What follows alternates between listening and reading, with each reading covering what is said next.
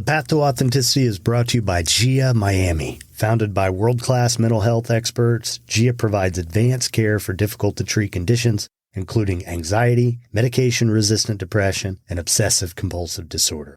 Using state-of-the-art methods, GIA can help people recover from conditions when more traditional approaches can't. Dr. Antonello Bonci has assembled an expert team serving international clientele in a modern and resplendent Miami setting. If you or someone you love is suffering with depression, anxiety, OCD, or other mental health concerns, call GIA at 833-713-0828. You can learn more about GIA by clicking the link in the show notes or by visiting giamiami.com. Thank you for listening to The Path to Authenticity. My name's Tom Gentry. I think of this show as the opposite of small talk. You'll hear real conversations with real people who know who they are. We talk about what makes them who they are, how they became who they are, and how we might become truer expressions of who we are.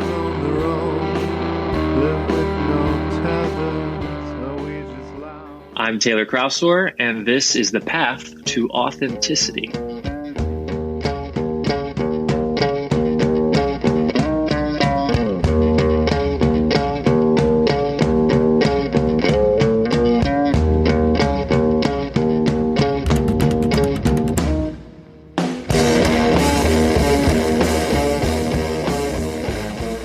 If this is your first time here, thanks for checking it out. If not, thanks for coming back. I'm Tom Gentry, and this is The Path to Authenticity, episode 162 for February 15th, 2022.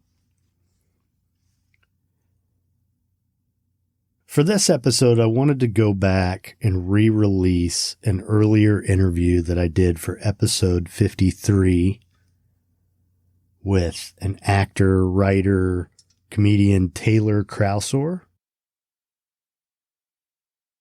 And I thought it'd be great to have this episode come out today because today I'm interviewing someone. It's sort of we'll just call it a related episode. I don't want to go into too much detail because you never know, schedules change. But my plan for today was to interview this person on Clubhouse at 2:30 p.m. Eastern. So if you're getting this on Tuesday morning, the 15th, it's a guest who I'm really excited to have, and we're going to have a lot of fun with the episode. So I figured I'd try to tie these in together. Besides, this episode with Taylor's just, I loved the conversation. He's fantastic. And all these earlier episodes, as you know, if you've been listening, some of the episodes that I really love that came out early on, they're getting lost on the podcast platforms because Spotify, Apple, they only show the most recent 100 episodes. So here we are at 162. So Taylor's episode is buried now. So here you are. A lot of laughs here. Hope you enjoy it. Taylor Crousore.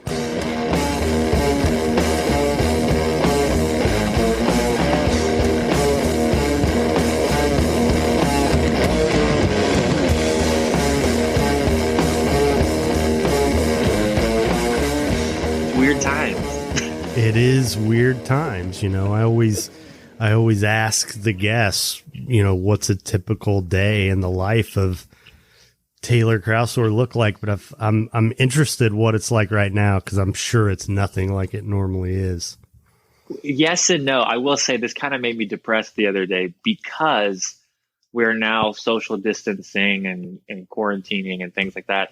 But given what I do as a performer, I'm between jobs.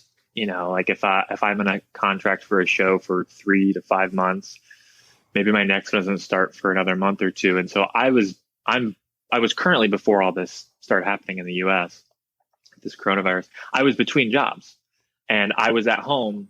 I mean, I'd go out on auditions, but I was doing a lot of nothing. I was doing a lot of social distancing myself already.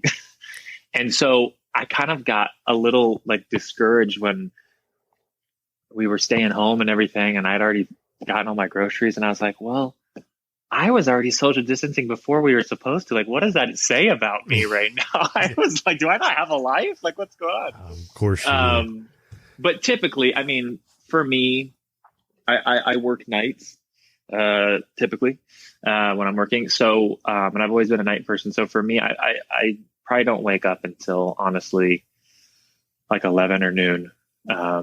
And then I make a breakfast, small little breakfast, a coffee, and I do some sort of exercise. And then I kind of go from there, typically with my day, whether I'm working on something or if I have, work later in the night.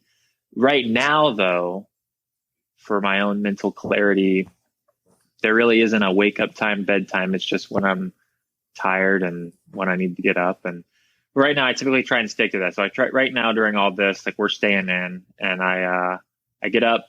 Obviously, I don't go to a gym, but I've got a pull up bar and I've got some bands, and I wake up and have my coffee and I do some exercises, and then and I'm trying to right now stay creatively engaged, and I think that's an important thing to try and do right now, and whatever it is for anybody.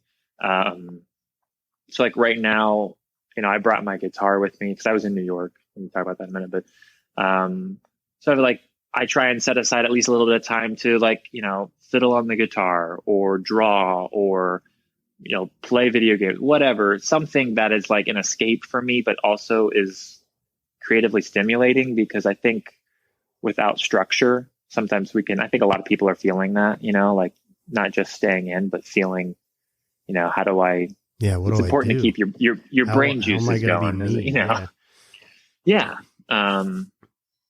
because also it's like, you can sit there and be like, well, I have nothing to do, and I could sit there and I could play a video game all day, or I could binge watch, Netflix all day. But after a while of that, like, I feel exhausted in a different way, just being in front of a screen kind of thing. Yeah. So actually a very cool thing. I've been thinking about it for a while, and God knows how long, most of us are out of work and we're having to stay isolated. So I got on my computer and I was searching and I found it all. But, ever since I was a kid, I always wanted to do animation, and I've always liked drawing. My dad's always been good at drawing. And I've been fiddling with the idea, but I actually, before you called, I started looking up different online classes or tutorial sessions of doing 2D animation on your computer.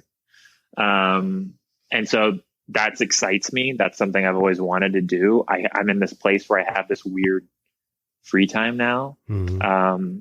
So I signed up for these like courses or whatever, and I started learning how to use, Adobe Animator and some cool stuff. So like, I don't know, I'm trying to, do something new. Yeah. Keep myself engaged, not try and worry so much, Man, knowing you some and having had the opportunity to hear songs you've composed and your sense of humor, the idea of you doing an animated series. Oh my God. Well, the thing about that, which is really cool, is, I think what's great about animation is like the sky's the limit. Like sometimes like when I think of an idea, like where I want to write a short film, like my Sheet Wow thing, or if I even do a short little video on Instagram or something like that. Sometimes I stop myself from doing it sometimes because I don't have the resources, or I don't have the locations, or, things like that. Mm-hmm. That's hard to get to. But with animation, I really do feel like the sky's the limit, and you can have them do whatever. I've always felt that way. That's why, I grew up on The Simpsons. That was like what we watched during, like, we never ate at a table. We always ate on the couch with like TV trays.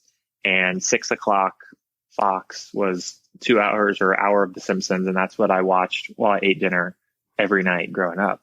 So I've always loved cartoons and funny cartoons. And I think Seth MacFarlane has done a wonderful thing with, Family Guy and American Dad, and what he's done with animation, and how he can he's he's changed it too in this way where he's created that whole cutscene bit where they can literally he can make a joke and do anything, where Peter Griffin's like, oh yeah, like that one time I was a car, blah, blah, blah. And then like, he's doing whatever and he's in some car lot acting like a car doing whatever joke, Right. So it's like the sky's the limit. And so that kind of excites me to really start to figure it out and put some time into it and, be creative and do something new too. I think that's such an important thing, is like, it's so easy to get stuck doing the same things, or even like things that we know we're good at, and opposed to trying something new and scary. Like it's weird. It's kind of weird too, what we grow out of. Like I'm a good artist. I always was a good artist. I like drawing. I could not tell you the last time I actually picked up a pencil and drew. Mm-hmm. And sometimes I feel like we let those little things that do give us pleasure kind of go to the wayside.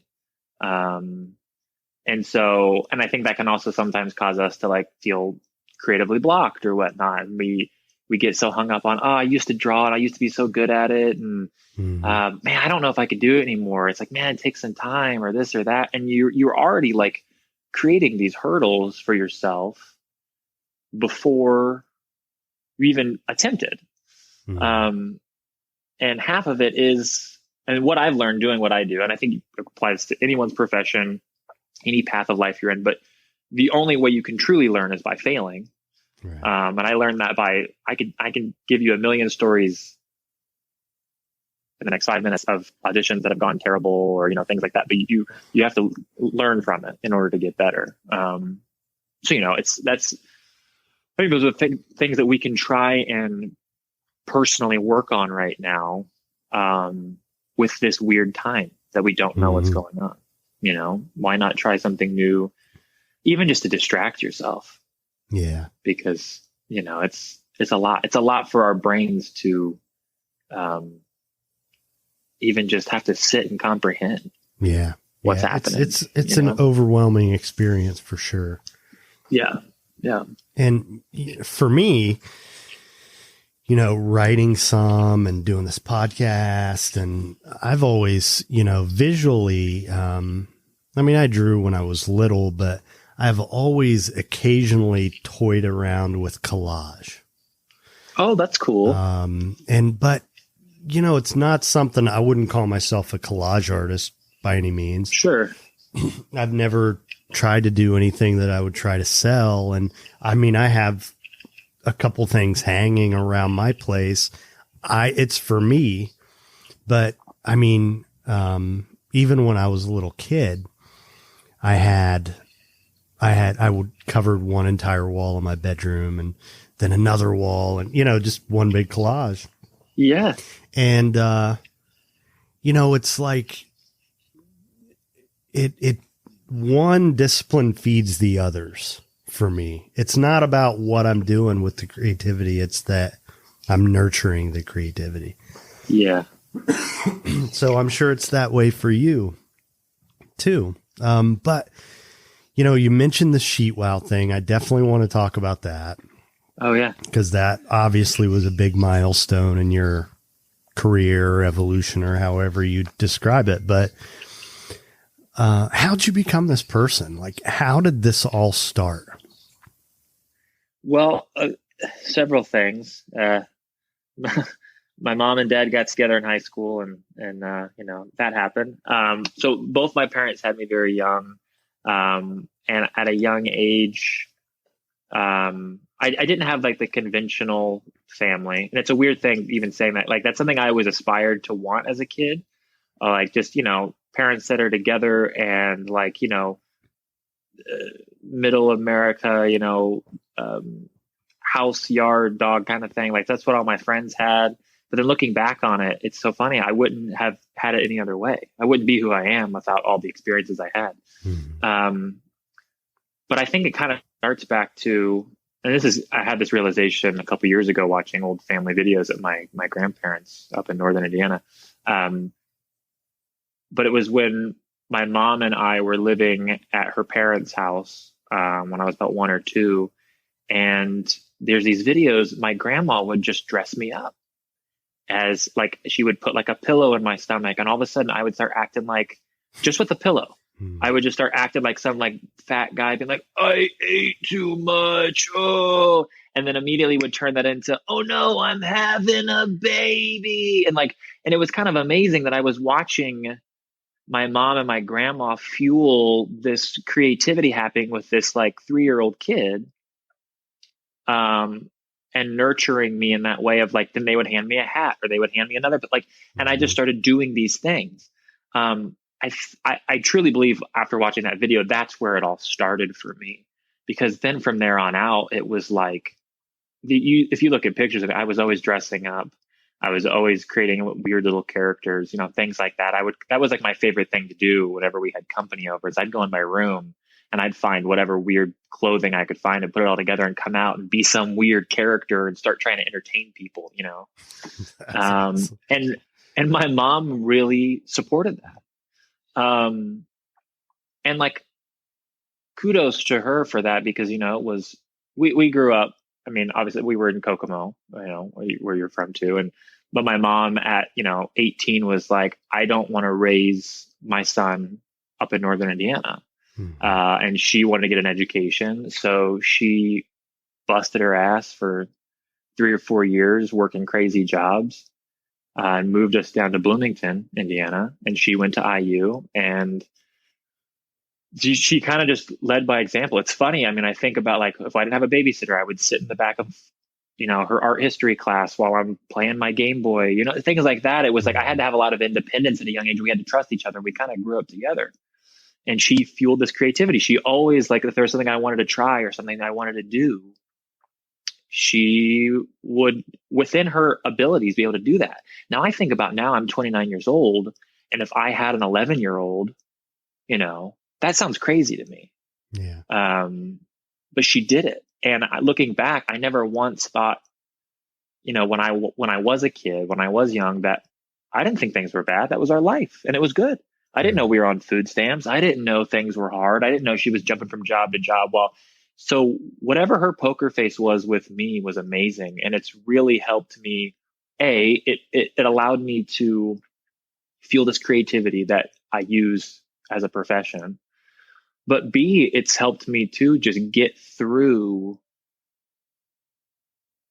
any hardship I've been through. Like when I first moved to New York after college, that was the first time I left Indiana, because I stayed here. I went to Indiana University for theater. A lot of my other friends had gone to other schools, and I decided to move to New York City. That was in 2013. And that's a big jump when you've only been in one state your whole life. Especially when it's like Indiana, Yeah, and I found myself to be a very capable person. But I'll never forget, when I first moved out there, before I even auditioned for shows or anything like that, I was like, I gotta get a job, just a job to pay my bills. I'm going to figure all that out first. Like, that is my first priority. If I need to figure out how I'm living here, because I already had an apartment with some friends. And I was doing some like catering gigs. I did some crazy ones, but that was just wearing on me. And I wanted to find something more consistent, because I was hopping around so much, at least work with the same people and at least build, a friendship or a relationship or something. And I kept going in for these like different job interviews for like server jobs, and like not good jobs, but like, something to get by. And I was getting turned down constantly, just for even serving jobs and stuff like that. And there was one morning, I was like done. I remember laying there being like, I'm not doing it. Like, I'm not going to this interview today. Like, I had one more interview and I was like, this fucking sucks. Like, I don't want to do this. And then I laid there and I thought about it for a minute, and literally the image of, what if you had an 8-year-old kid right now? I thought of my mom. Like, I thought about everything she did with a kid. I was like, if you can't go there today, and that's the one thing you have to do today, and it's just you and you're not providing for anyone else, you can go do that, dude. If she could do that with the kid, you can go do it. And that, lo and behold, became the restaurant job I got, and that I have consistently had that job when I've needed money for the last 8 years. So like, that's been a great gift. And it was kind of cool that it took that reminder of, her, give me through it. So like, in that way, that's shaped me a lot of just my perseverance too, with being a performer. You can't stop, even if someone is like telling you you suck, you should stop. It's like, because people will eventually do other careers, they will eventually fall aside, but if you stick with it, there's a chance. There's not a chance if you quit. No, because you're done. Then you've made your choice. So long story short, and dude, your episode's going to be like 3 hours long because I will not stop talking that shit forever. We can split it into a couple episodes. This is great. Whatever you want to do. No, let's keep going, man. I'm a talker. But no, so I think that was the start. If we're talking about my path to my authentic self, it definitely started there, as not even knowing as a kid, but like, just her leading as an example. And also, I grew up in the Midwest too, and wanting to perform and do theater. Not everyone supports that. Right. And a perfect example is one of my best friends. He lives in LA now, and he's done a lot of commercial acting and stuff like that. And he was like, he grew up in Evansville, Indiana. So as like almost as southern as you can get in the state. And he was like an all-star like football player. He was the quarterback when he was a freshman for the varsity team, all those things. And like, they breathe football there. He quit football his senior year because it conflicted with the school play, and he wanted to do that. He knew that he wanted to pursue performing, and the whole town like hated him for it. And like still to this day, like when he's gone back home, like it's not like everyone's like, screw you, Russell, whatever. But like they have, it was like a black mark on his name. Yeah. Because why would you do that? And he could have played, I think he could have played in college, but he wanted to pursue, this is what he wanted to do. And he did not have, and he still did it, but he did not have the support.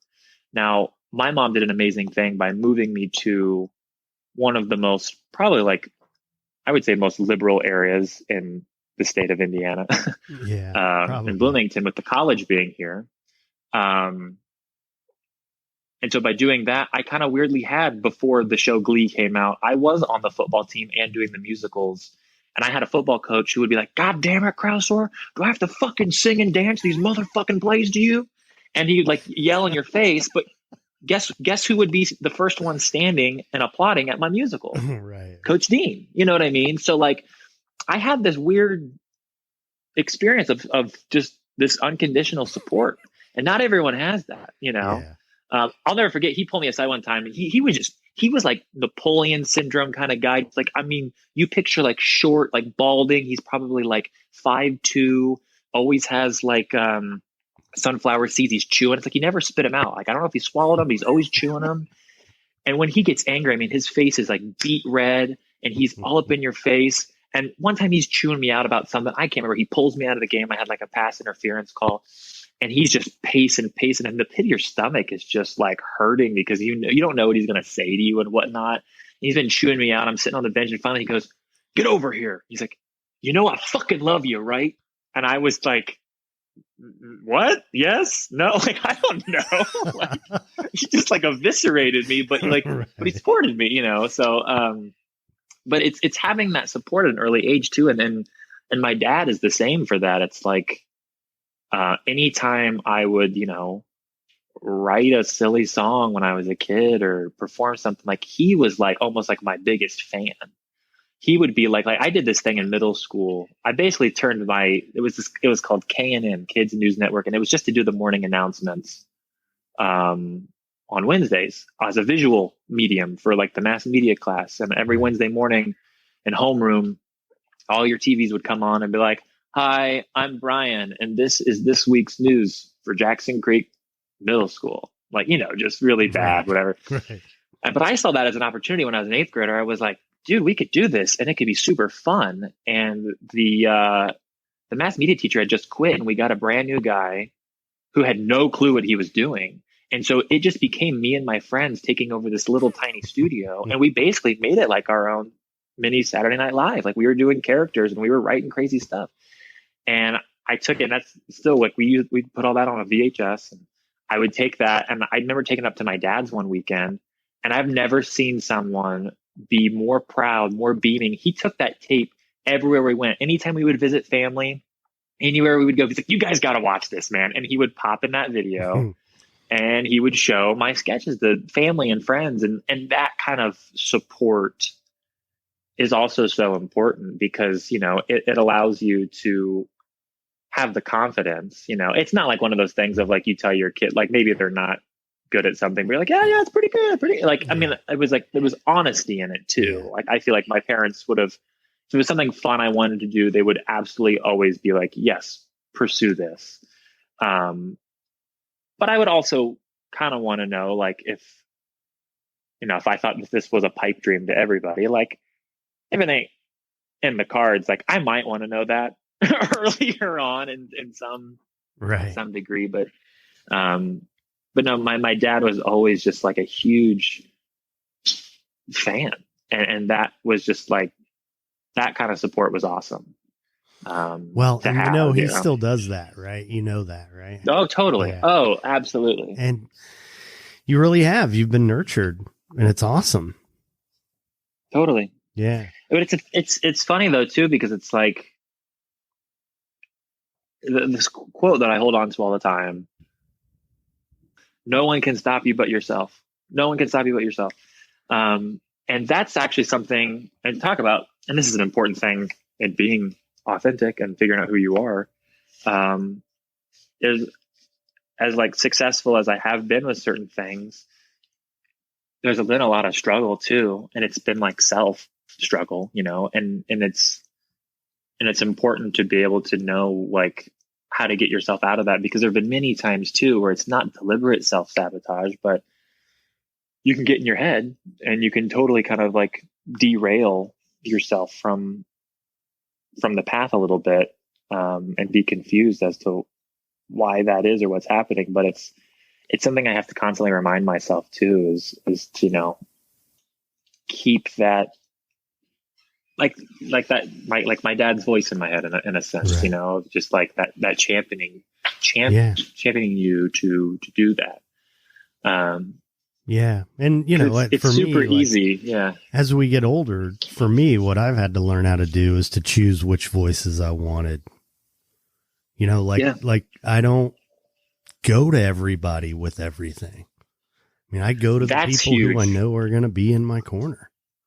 That's huge, because that's the biggest, we can talk about that for a minute, because I would be so bad about making a decision that I would spread the question so thin between so many different voices and opinions, where then it didn't even matter what anyone said. I was just confused about the advice I was getting, because I was getting advice from anybody and everybody, and I kept asking the question, and then I'm just stressed out because now I have no answer at all. Mm-hmm. And I think that's an important thing of what you just said, is there should be like 2 or 3 people that are just like your close go-tos. Like my partner, Jamie, she's the one I go to constantly for everything. And I know it can sometimes be draining on her because I can be a lot with stuff like that, but she's always been upfront and honest with me about everything. And that is so important to me. And sometimes you need to hear things you don't typically want to hear. Yeah. And for me, like the perfect example of that with her, I try every joke out on her. And sometimes I feel like I shouldn't have, because she doesn't always, like, I have 2 joke people. I test it out on her, and I test it out on my friend Russell. My friend Russell and I, like, we are like always on the same wavelength, like kind of finish each other's sentences kind of thing. So, we get each other's humor, but also I want an outside perspective. Jamie and I have similar humor tastes, but she's not always like writing jokes or doing this and that. But she will be brutally honest with me when things are not funny. And sometimes you need that. You know what I mean? Yeah. It's not someone sitting there saying you suck. It's constructive criticism to help you. Like, she loves me unconditionally. So if she gives me a criticism, that's something I still have to work on to this day, Tom. It's like, and I think anybody can tell you that, it's like, you not taking these things personally. Mm-hmm. Jamie's not saying anything because she wants to hurt me or she thinks I suck or I'm bad. She wants me to be the best I can be. Mm-hmm. And so if this joke isn't landing, like, yeah, don't go do that on stage because it's not funny and you can do better. And, yeah, it's not that I suck, I should stop doing it. And that's such a hard thing, especially as a performer, because you are the merchandise. Like you are constantly putting yourself out there. And so it can kind of mess with your head. So that's why I feel like that's important. And that's a struggle I still have to this day is, not taking things personally. And that's something, but that's just the human condition.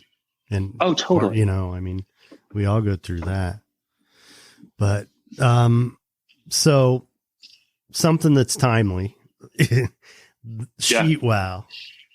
Yeah. Tell the listeners. Oh, is it timely? It's so timely. Oh my God. As soon as people started freaking out about toilet paper. So there was this thing when I was in college called Campus Movie Fest, and it's the largest college film festival in the United States. And their whole premise every year for their program is that anyone can make a movie. So you have a week to make a 5-minute short.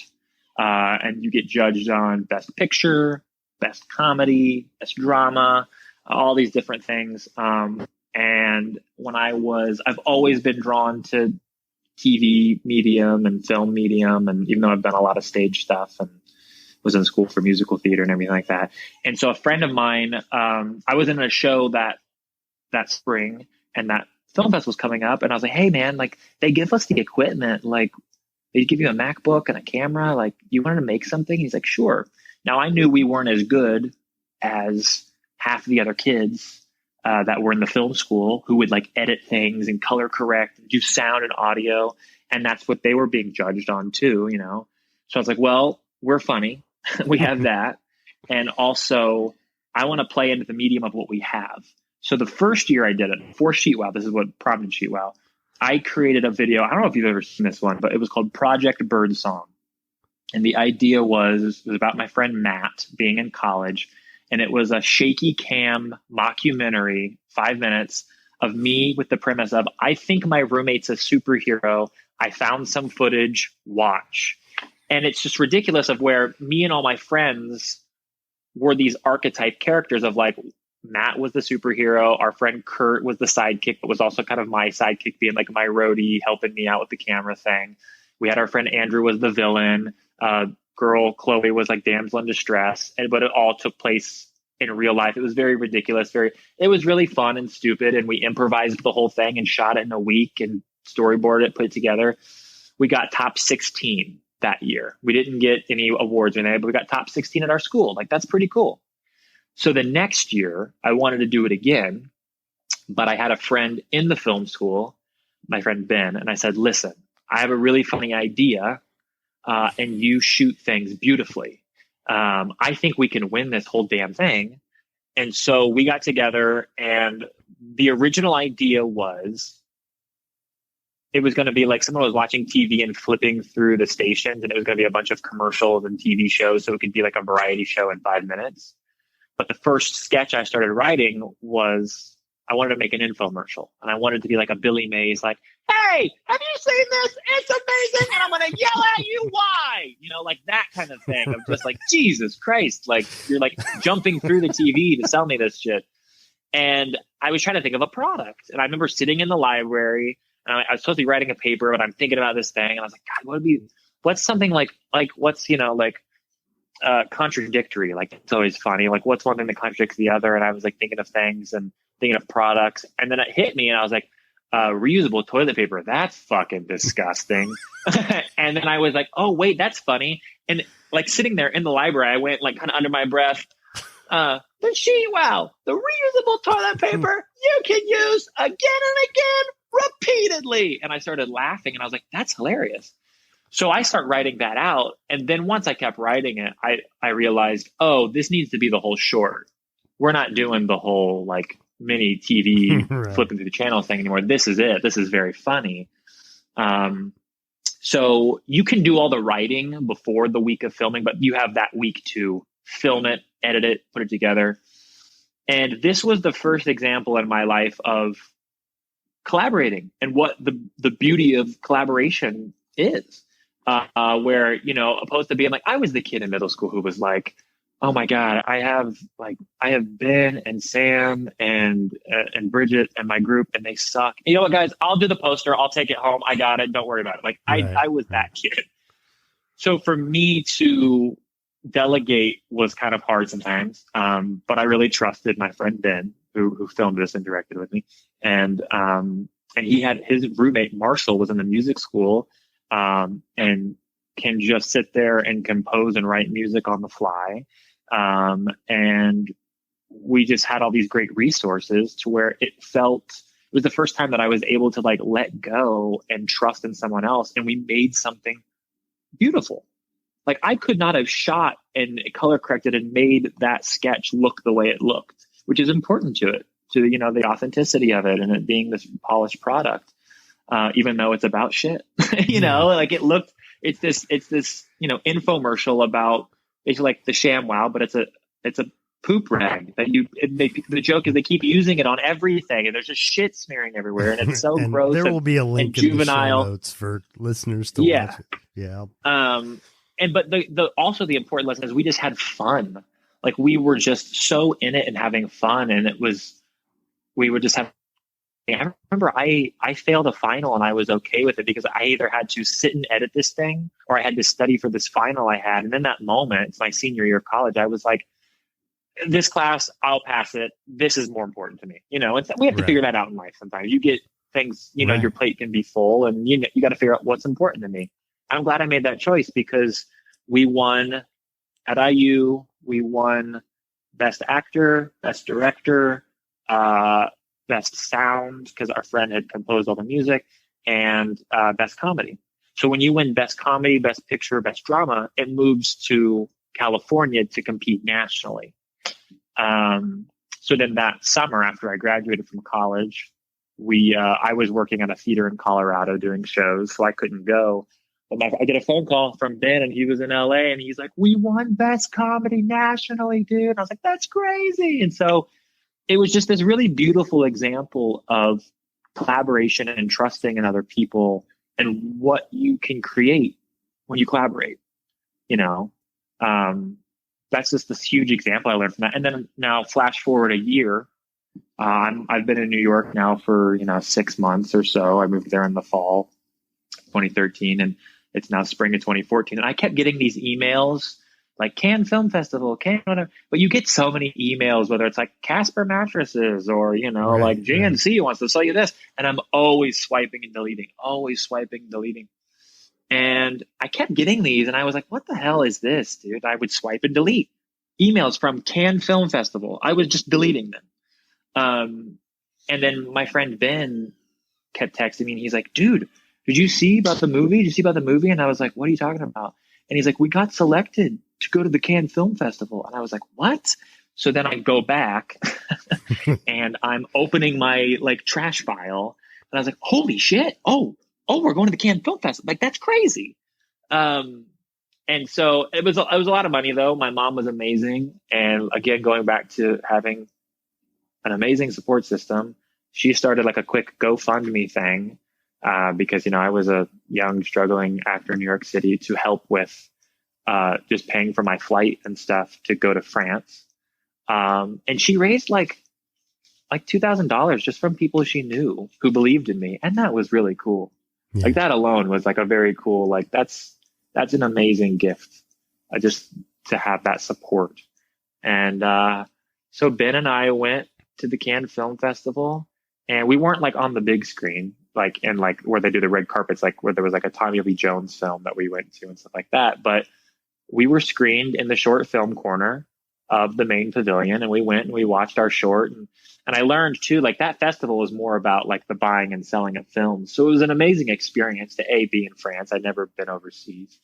But we had, little cards of our film and we're passing them out and we're trying our best to, hustle right. And be out there. We were invited one night. This was crazy. We were invited one night to a party because that's all you do is you get up early, you go see films all day, and then people just party all night long. And I'm not a big partier myself, but I would stay out and go to these crazy places. And one night we were in someone's home up in like the hills overlooking the whole like island area, and you see the beach and the water, and there's a big pool. It's a beautiful place. There's all these fancy people there. And all of a sudden, I'll never forget at one point, they're like, "Excuse me, everyone, please direct your attention to the pool for your entertainment." And some ballerina just walks out and just starts performing. And this cellist comes out and starts playing, and she's just doing her thing around this pool. And we're all watching. I'm like, where the hell am I? Like, this is crazy. Right. So it was a cool experience. And that was a very cool thing to do. And to this day, you know, it's like, that's been the biggest lesson to me of, you know, what can come from collaboration and believing in something and also having a passion for it too. You know, it was like, well, you know, and cool. It's an amazing story. Just the fact that totally out of college, right out of the gate. Yeah. You're going to Cannes. Yeah, it was very cool. And then right after that, I got my first, right during that was when I got my first big acting job in New York. I was the swing, which means you cover all the parts when someone gets sick. But for this show called Forbidden Broadway, which has been around, they do different editions constantly, but it's a show that mixes or makes fun of what's currently on Broadway. So it was kind of this weird mix of, you know, I've loved comedy. I grew up watching Saturday Night Live and Seinfeld and all these things. And I've always wanted to do comedy, but I went to school. The only way I could get on stage was to do the musicals in high school. And so then that led to me doing that in college. And so here I was doing this musical theater thing and learning to like sing and dance and stuff like that. But I've always had this passion for comedy and doing impressions, and Forbidden Broadway literally like blended the worlds together where, you know, you're up there and you're doing like a Patti LuPone impression or like Mandy Patinkin, you know, you're doing what these current seasons and you're lampooning them. And I learned a lot in those 6 months I was at that job, you know, and my first professional job, and a lot of people know Forbidden Broadway. And the crazy thing about that was I auditioned for it, and within a week I heard back that I got it, and I started in 2 weeks, a week and a half, something like that. And I had to go on in 2 weeks. And the first day at the job, and there's a lot of material, and there's 2 guys I cover in the show. It's 2 guys and 2 girls. And they were like, yeah, Scott's out next week, so you'll be on for Scott's track. So just learn Scott's track of the show. And so I'm like stressed out because this is my first job, you know, like real job, and it's in the city. And I'm a hard worker, and I'm learning this stuff like every single day and busting ass. And I remember asking the female swing at the show, I was like, so what happened to the other guy? Like, did he quit? Or she's like, oh no, they just hired you. Like, there wasn't another guy. I was like, why was I hired so late? Like, that's crazy. So, you know, it really taught me that like I can learn and memorize anything because of that job in like a heartbeat now, because that was my job. I had to learn it, and I had to go on and I had to perform it for an audience in a week with like hardly any rehearsal. And then the day after I finished going on for Scott, and I did well. I might have had a few little mistakes here and there, but I did the show. It was great. It was fun. My family was actually in town. I got to see it. And then the next day, though, they were like, Marcus is sick. Can you go on for Marcus? And I was like, absolutely not, because you guys told me to do that for Scott all week, and I didn't have time to learn it. So they had to bring in another guy who did the road show, and I knew a little bit of Marcus's, so we did like a weird 5-person show, but it's kind of what you do in theater sometimes, and which is crazy and fun. And so I learned a lot from that too. So it's a lot of things happened right out of the gate that taught me a lot of good lessons of what I'm capable of, you know. And when you push yourself, like what you can actually do, opposed to sitting around thinking about it forever. Just once you start to put something into practice, you can really show yourself like, oh, I can do this. Yeah. You know. Yeah. It might seem impossible. Like the task at the time, it seemed crazy. If you told me in a week you have to go on and do this entire show, and you have 2 rehearsals with us, and everything else on your own, like that sounds crazy. That sounds super stressful. But when you're under the gun and you have a deadline, you know, you do it. And I did it. And I did what like felt like the impossible. And so that's why it's I don't know. I think that's a cool thing to kind of reflect and think back on. Absolutely. You proved to yourself that you could do it. So Yeah. tell me about what are some of the favorite roles that you've played over the years? I've played over the years. I did regionally. I mean, because I love, as much as I love doing comedies and and doing stand up and stuff, that I still just love doing musicals. There's just something really fun about the medium, and the expression of, your thoughts and feelings through music is very cool. But for me, one that I loved to do, I did it in Boston at North Shore Music Theater a couple years back, but I got to play Gaston in Beauty and the Beast. And that's fun. Like, that's a fun role because, you are kind of the comic relief. And this was right after the election. This was in 2017. And so something we kind of talked about was just like, the Me Too movement is starting. And it's like, what does this guy represent? This character who's this misogynistic, huge, masculine, toxic kind of person. He's so self-absorbed and, kind of like our new president. We talked about that. Like, not making the show, it's a Disney show. We're not making it political, but just like, think about that, Yeah. And so there is this line of like, he is a cartoon character, and I got all the laughs and I had so much fun doing that in the beginning. But by the end of the show, it's that reverse. What happens at the end of the show is him and the actual Beast are fighting, and the Beast doesn't want to hurt him, and he loves Belle, all of that stuff, and you see the real Beast come out, which is Gaston, and he's trying to kill him and stab him. And that's fun to play. Like, I would play, like, I love doing comic stuff, but like playing the villain in something is so much fun to kind of go there. I'm such a nice, goofy person in life. Like, that we all have our dark side, but it's fun to tap into that and explore that, and kind of go there. So that was a cool role because you kind of got to do both. You got to get some laughs in the first act and be silly. And I think a lot of people said, like, I kind of gave them like a Steve Martin vibe. I don't know if I was like moving my hips a lot when I did it. I don't know what it was, but like, I was like, he's like my idol. So I'm like, that's great. But it's cool that then at the end I could come in and like, really not like scare people, but like, bring the intensity that the show needs for the villain. Right. So that's a cool one. I enjoyed that a lot. I'm trying to think of another one that I've really, because a lot of my work, because I've also done like a lot of like cabaret work and stuff like that, of just, knowing people in the industry, and I've done some fun shows like that. But I did Musical to Musical I did that show on and off for about 4 or 5 years, and that was an off-Broadway sketch show, very much like for how Forbidden Broadway was, but that was truly like Saturday Night Live meets musical theater. Like, that one was where we would have sketches and songs about current events. So the show was always changing too.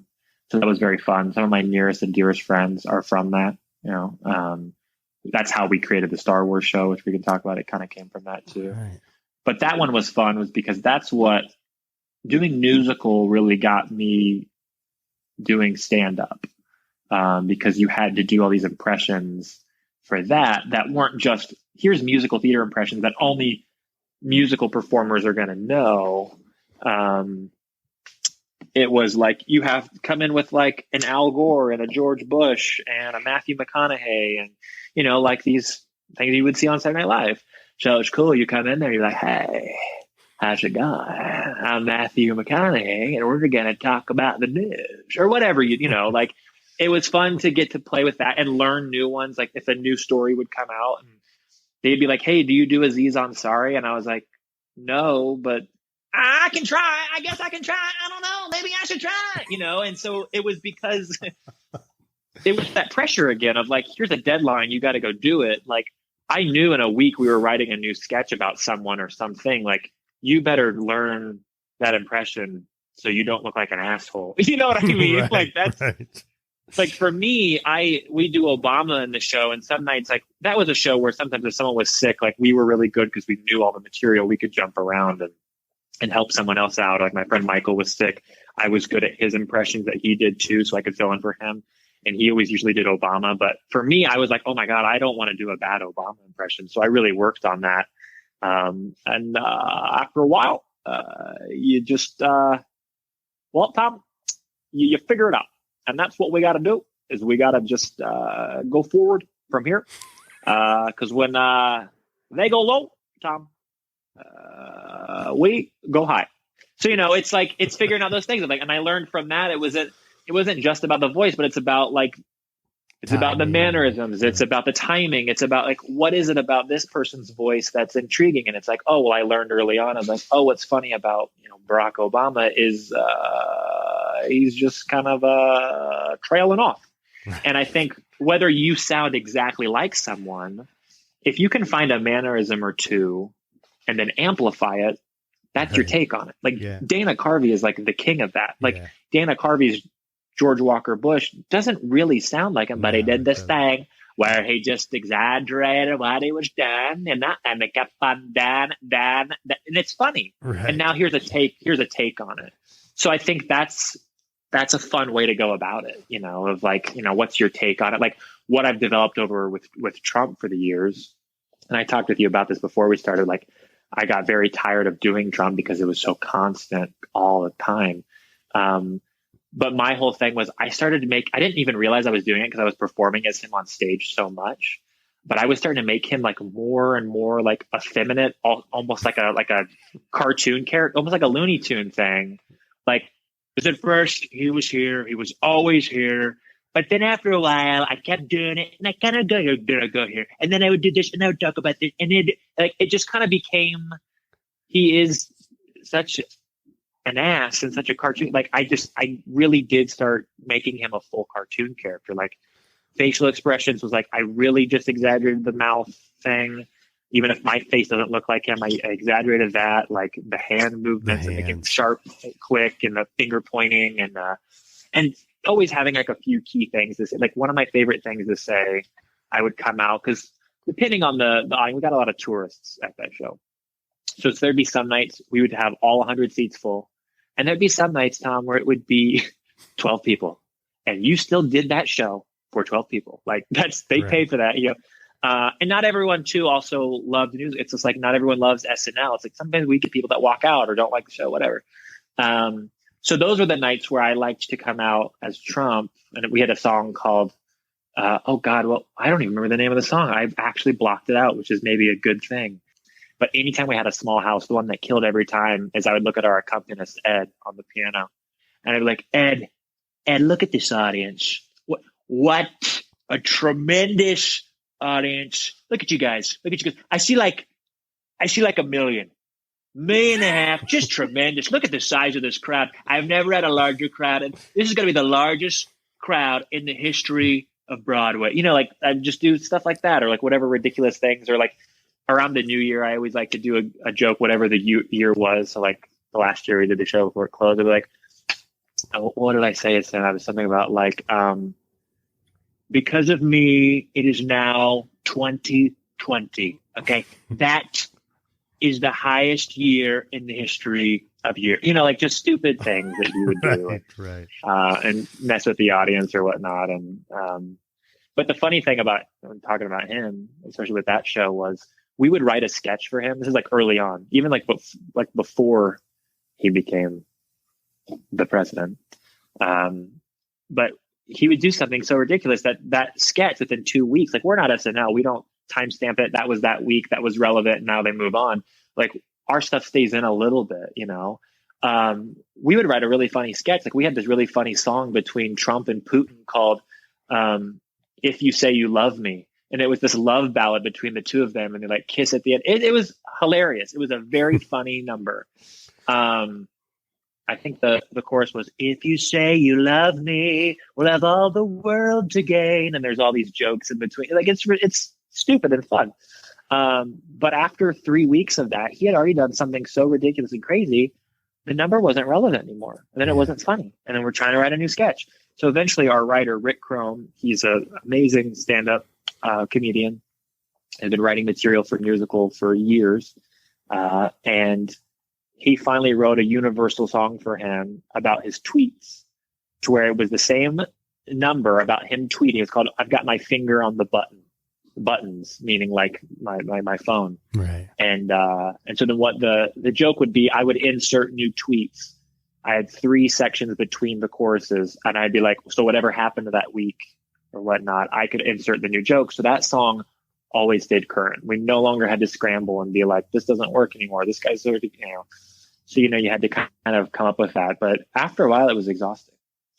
It was just like, and I know so many people in comedy felt that way too, even like with the late night hosts and this and that. It was like, it's funny at first and everyone has a take. And then after a while, like, and it felt good. It felt good to get out there and be like, yeah, like we're sticking it to him and we're making their jokes. We're making our points, and it's liberating to go out there and like speak your truth and all this stuff. And then, goddamn, I'm doing this show for like, it's like 5 months in, and I'm like, I was like physically exhausted of just doing him. Yeah.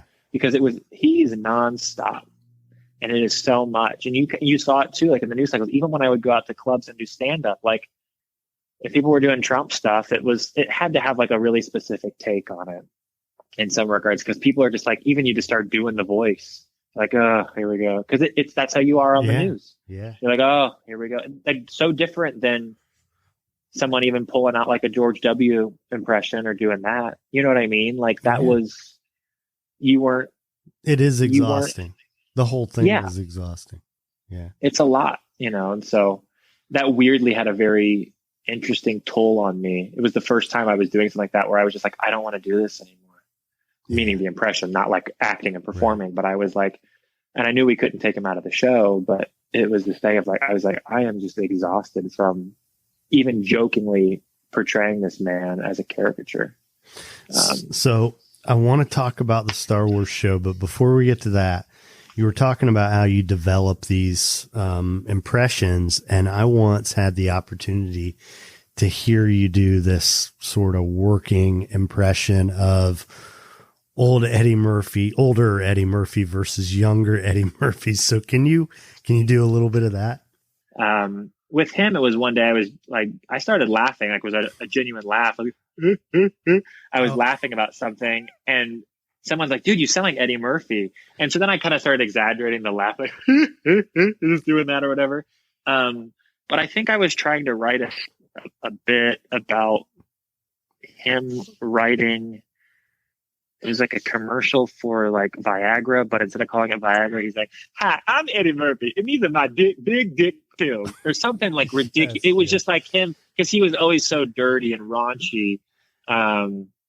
It was something like that. I actually totally forget. That was definitely one I worked on. I think when I tried it too, I don't know if that one went over as well. I might have even scrapped it at the time. That's the thing too. It's like, yeah, I'll go out and I'll have an idea. And like one time, this was funny. I mean, funny now, but so when you go to clubs, and I honestly haven't been going out very often. We can talk about that later. But when I would go out a lot and you go to open mics, you're basically going into the basement of some bar in the Village of New York. And most of these open mics, to get feedback, it's just you and other comics. And half the time it sucks because they're not even paying attention. They're just sitting there writing their own little thing. So it's not like how it used to be in some places where like you might pay a small cover to go to an actual bar and do an open mic where there's patrons. Or there might be people who heckle you, but you just get a gauge. So sometimes it's really hard to gauge from these little comic open mics. And like I had a mentor tell me like, these are just for you to get up and do it on stage. But sometimes you can totally get in your head when you're working on something, even just to work it out, but like no one's fucking laughing. Yeah. And you're like, Jesus, is this funny or not? Like, I don't know. But I one time tried to do this thing. It was when the Colin Kaepernick kneeling thing started, in the controversy of people getting upset with him taking a knee during the national anthem. And my whole take was something along the lines of, like, I don't know why people think that's so rude and so unpatriotic. You want to know what's rude and unpatriotic is Jim Carrey doing the Pledge of Allegiance. And I tried so hard, Tom, to do this thing like physically as Jim Carrey and trying to do the whole like fast talking, I pledge allegiance to the flag of the United States of America. Like I tried to do that whole thing, but was doing like the crazy Ace Ventura, like humping motions and like throwing my body around because that's disrespectful. You know what I mean? And that was my whole point. And I still think that's I mean, like you laughed at, like, it's a funny idea. Oh, absolutely. But dude, I did that for a small room of like 10 people to fucking nothing. Like to like no laughs, no nothing. And that's like the brutal side to it too. But you have to find a place to work those things out, and you got to try it, So that's kind of part of all that of, sometimes they work, sometimes they don't, That's actually funny. I'm glad you laughed at that one. Maybe I should bring that one back up. It was fascinating, actually, to hear you work through something, because you were talking about the characteristics in the different versions of Eddie Murphy's voice. You were talking through it and describing it in his voice. And you must have been like, Dad, check this out. And you sent it to your dad. And I get this text like, oh my God, you got to listen to this. Well, that's it. And again, and then I'm playing it at work for guys. And I mean, that's awesome. It was great, dude. That's awesome. I appreciate that. That's cool. No, I mean, that's a thing. It's not like fake. Like we talked about, like, it's really funny. You're funny. You really are. It's not like you're someone who's trying to be funny. You're funny. So now Star Wars. Let's talk about the show. Tell me about that. Yeah, definitely. That's been the last year of my life. So I'll backtrack a little bit about how I got to this place of I co-wrote and I'm starring in, this off-Broadway show for the last year. So when I was doing musical, I would come and go. They were really good about, we had a small group of people who could do the show and come in and out. So like if I would book something, like I said, I did that Beauty and the Beast show, or I did another off-Broadway show, or this or that. They were really great about having someone fill in, and like I'd be gone for 6 months and then someone else would leave and come back. And so there was like a few of us on rotation. And I did the show with my friend Scott Foster a lot. I did musical with him a lot. And he's also a huge Star Wars fan. Like my dad just like basically ingrained Star Wars into me at a very young age, and used to always play with all of his like Kenner action figures and stuff. And so that when I was gone from musical, Scott was in the show, and he had written this really funny Star Wars rap after The Last Jedi came out. And our producer, Tom Dangora, who's a really good friend of mine, at first I was like, I don't know if people are going to like it. He's like, Scott was like, everyone loves Star Wars. Just let me just try it and we'll put it in. He's like, okay. So he wrote this thing that him and my friend Michael did. And they were just these two Star Wars nerds doing like a Beastie Boys rap about being a fanboy. And it killed. We kept it in the show until we finally closed the show. Musical was open for almost 10 years off Broadway, and we closed it last summer. And that Star Wars rap was in there for like the last 2 years. Always got a great laugh. And that gave Tom the idea the year before. He was like to Scott, while I was still gone, hey, that rap was really good. What if we did a whole show like that, where it's based on like your nerdiness for Star Wars and this and that? He's like, that's great. He's like, I was thinking maybe it'd be like 2 guys, 1 girl kind of situation. And we figure out what the show would be like, whether it was like sketches or this or that. He's like, yeah. And then they both looked at each other like, we should get Taylor in on this. So they called me up. And at first we didn't really know what we were doing. None of us had really like written a show. Like Tom's been a producer for a very long time and knows, and he was very heavily involved with what we did in musical constantly. And so he knew how to like, he's very good at editing for like what gets a laugh, what doesn't get a laugh, things like that.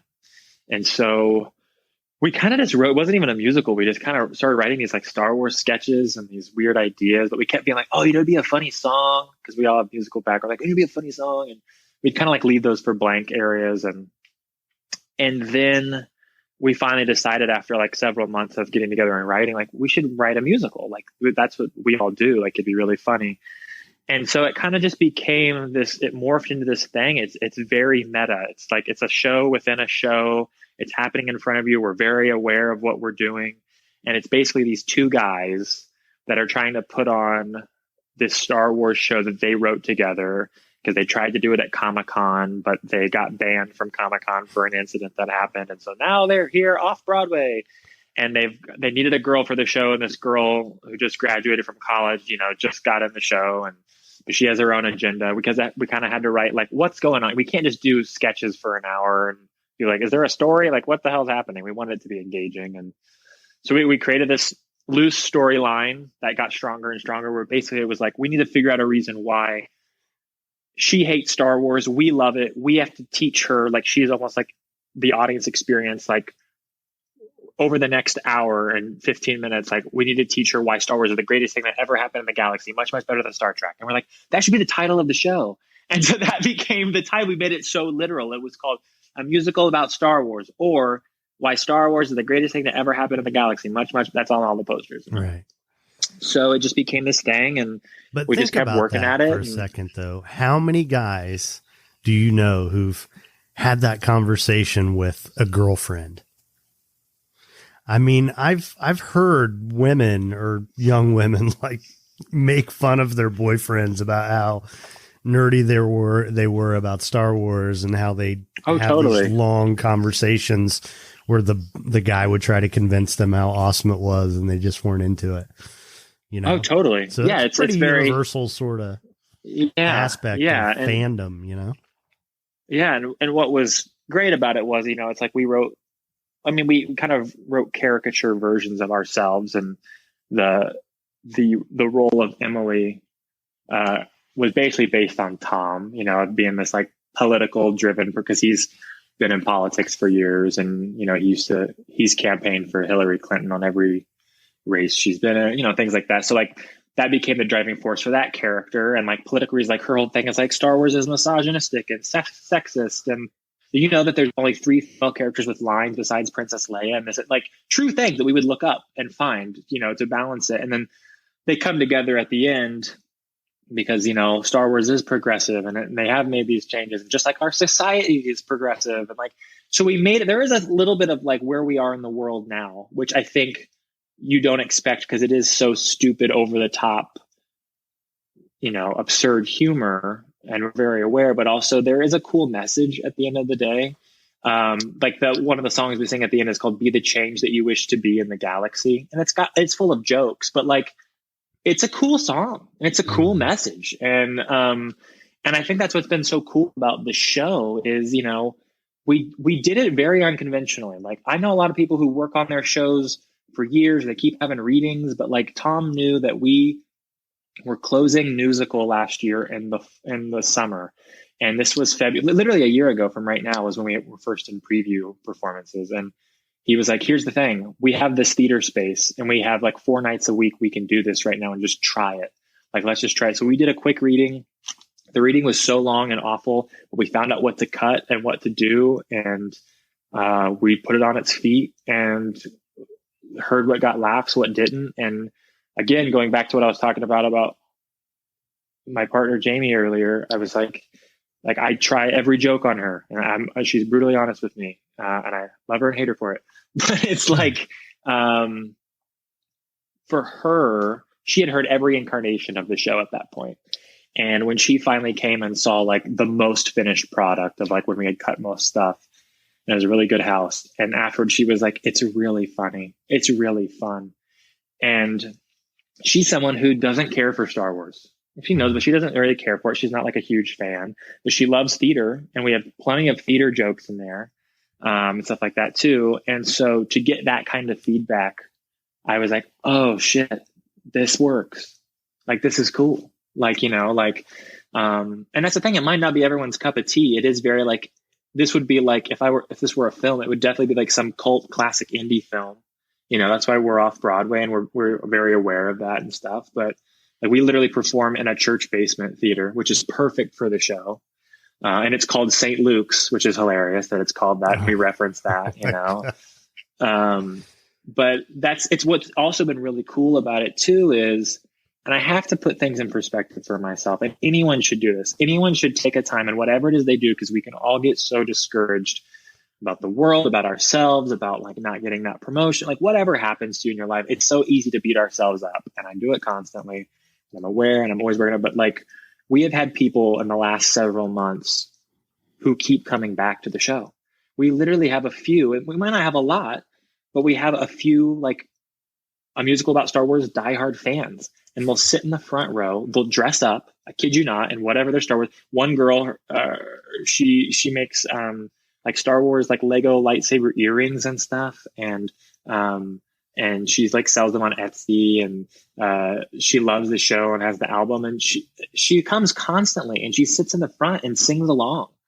Like, that's cool. And like, we had a show on Valentine's Day before we closed, like Broadway and everything else closed recently. But I thought, because in my history of doing shows, especially like offbeat comedies like this off Broadway, like I was like Valentine's Day, like people are going to go spend money on a Broadway show for a date. They're not going to come here.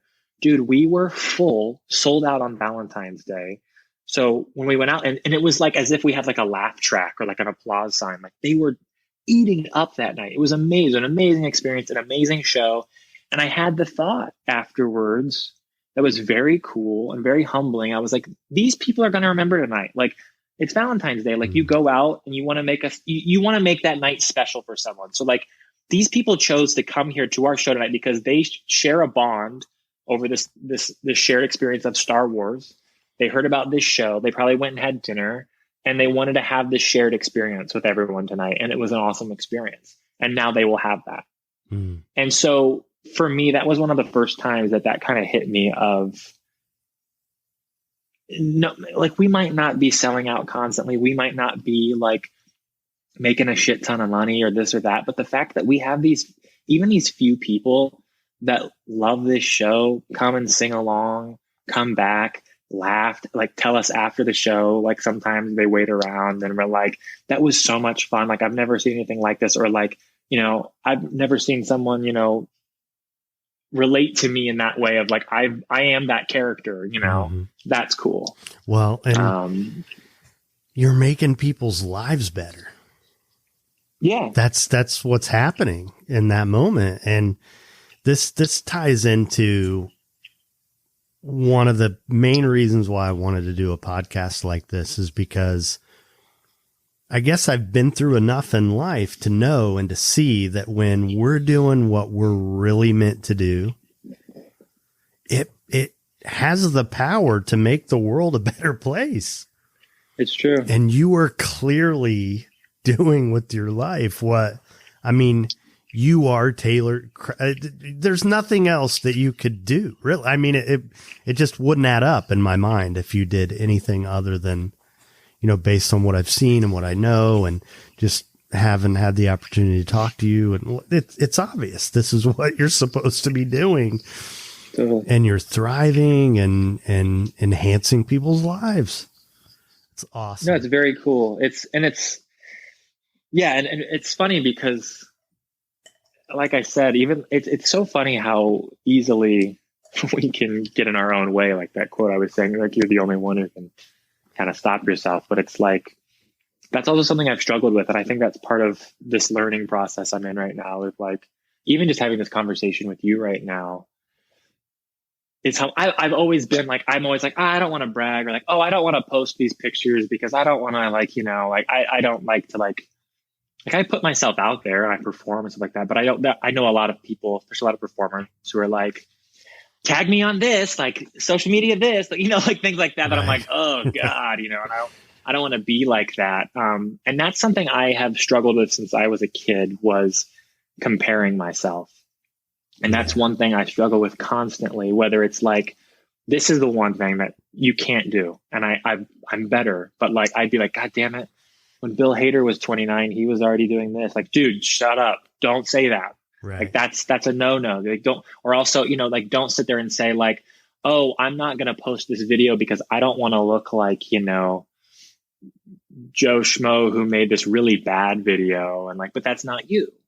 Like, don't compare yourself either way. Just do what you do and keep having fun and being creative with it. And things will happen. And I've noticed, because in the last couple of years, something did happen that did stifle that.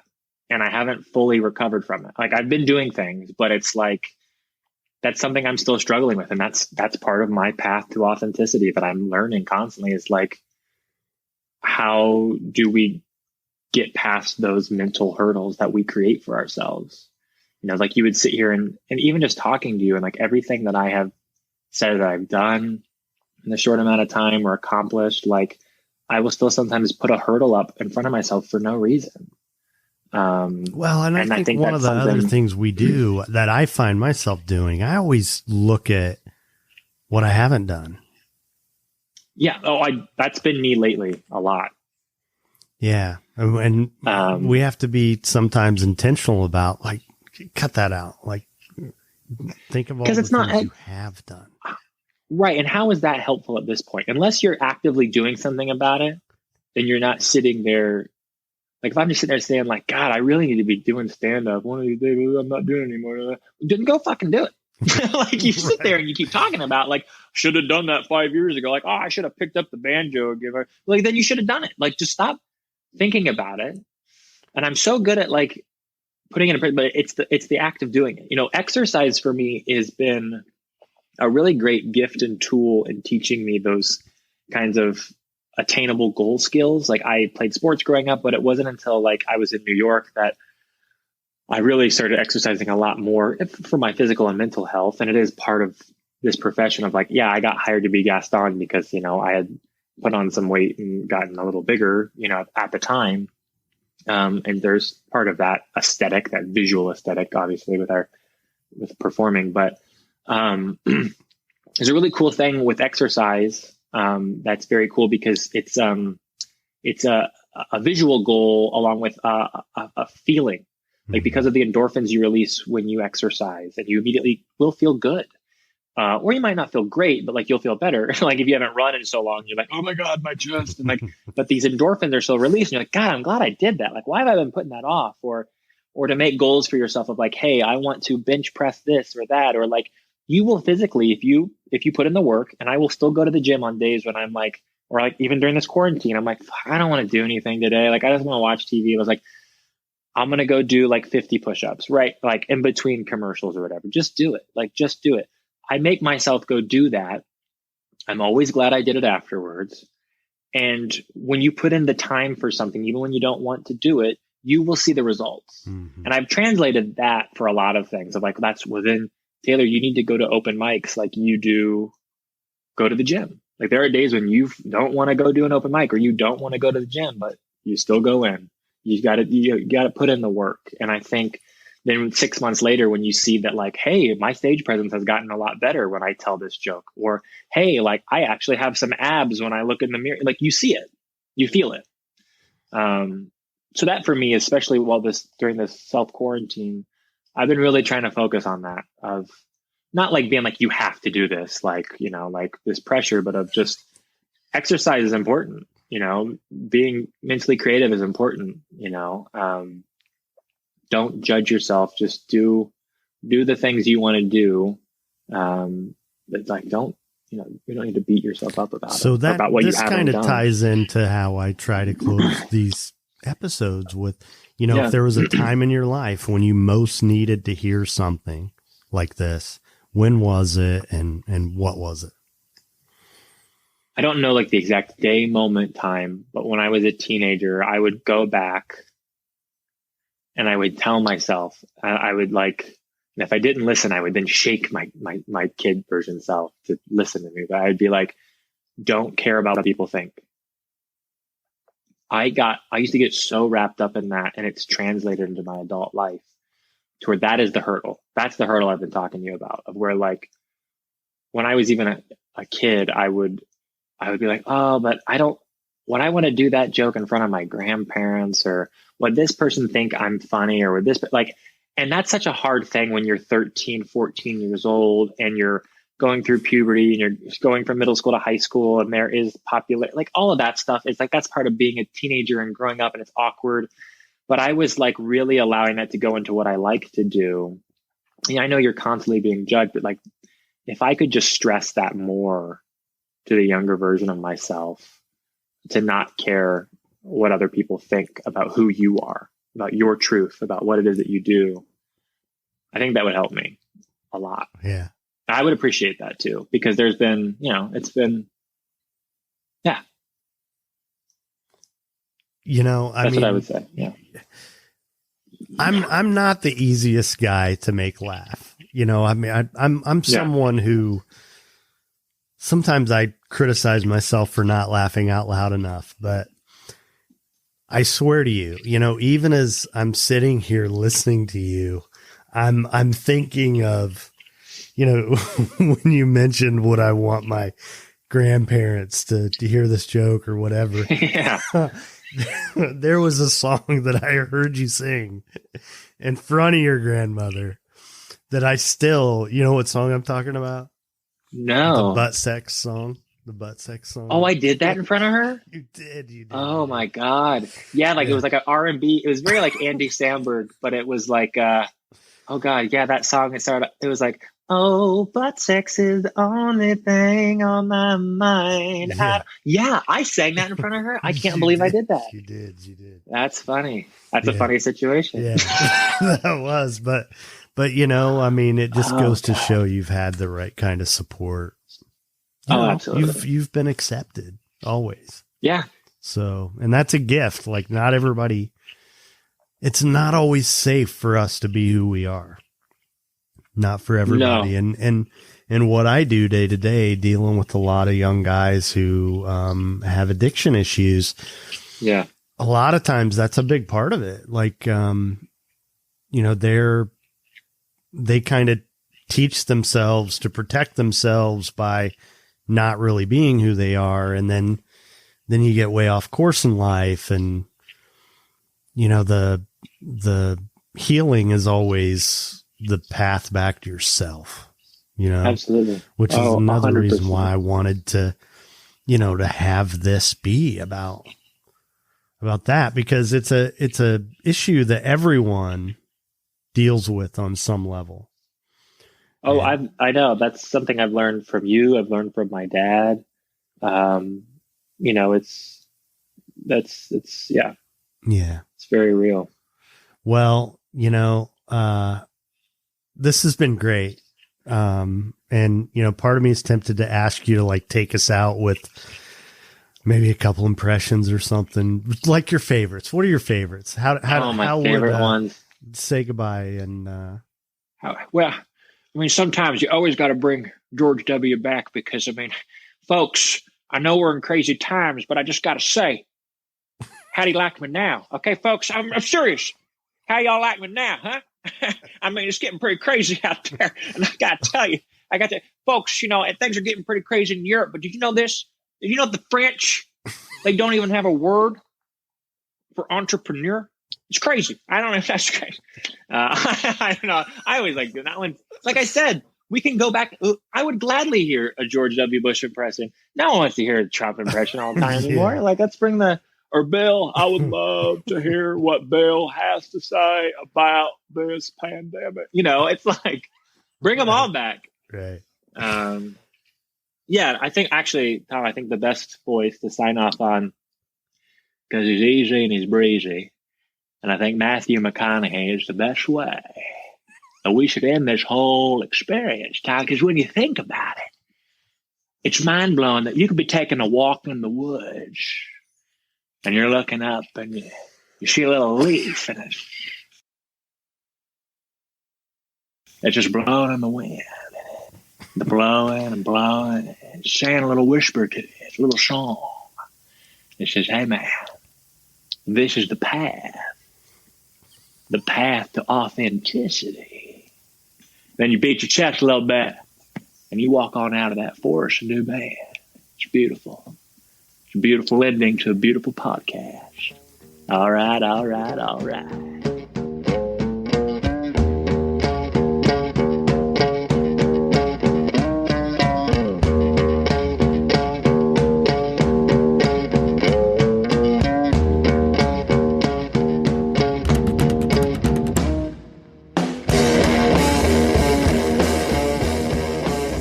right, there you go. Another episode in the books. Thanks for listening.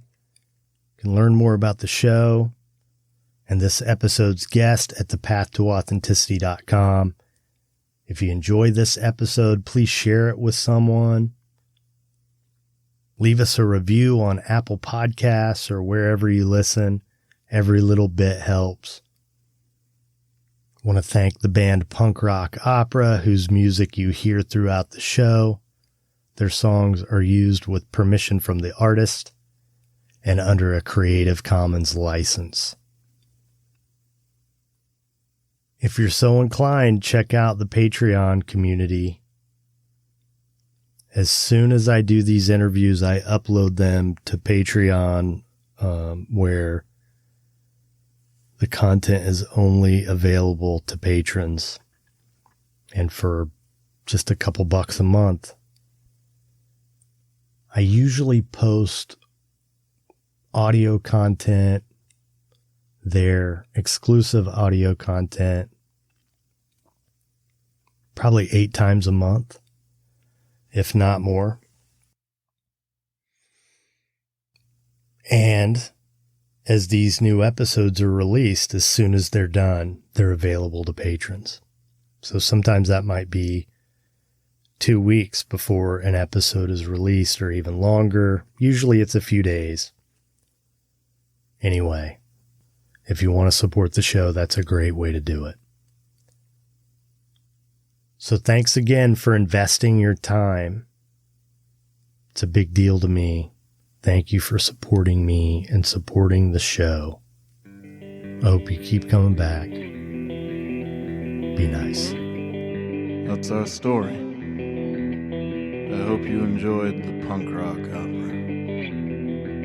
And we have one last piece of music for you. It goes like this.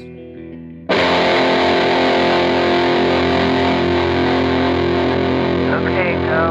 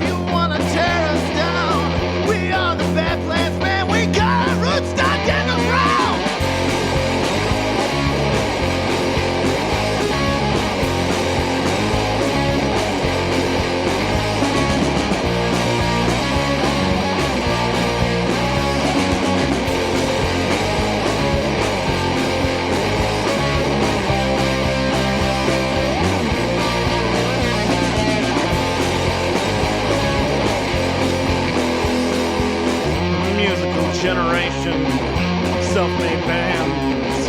We cut our teeth with bloody hands.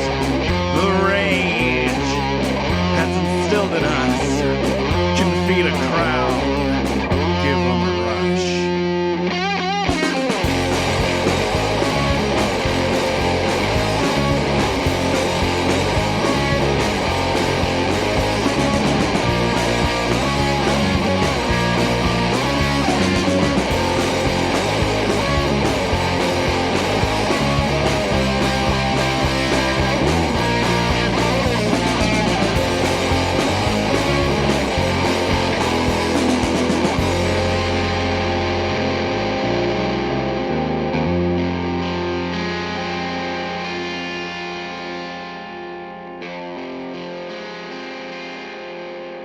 Thank you.